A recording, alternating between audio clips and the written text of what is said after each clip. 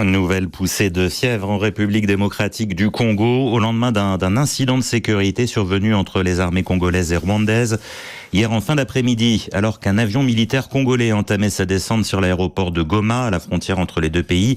L'appareil a été touché par un tir rwandais.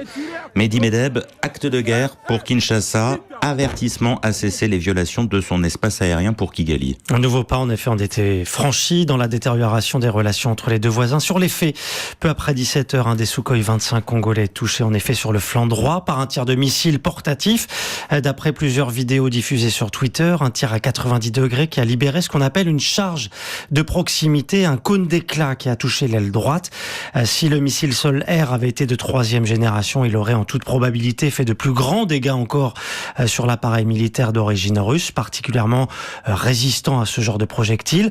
Voilà pourquoi l'avion n'a pas explosé en vol. Le pilote a pu atterrir à l'aéroport de Goma et au moment de stationner, une partie de l'aile droite a pris feu et d'après d'autres vidéos, les secours ont rapidement circonscrit l'incendie. Très vite, le tir a été revendiqué par les autorités rwandaises, tir présenté comme une mesure de défense face à une violation de son espace aérien, la 3e depuis le début du mois d'après Kigali dans le secteur de Rubavu, juste après Gisenyi. Dans ce communiqué officiel, Kigali appelle Kinshasa à stopper son agression. Mais pour les autorités congolaises, c'est au contraire une nouvelle preuve de l'agression rwandaise. Le gouvernement congolais dénonçant et condamnant fermement l'attaque contre l'un de ses avions de chasse.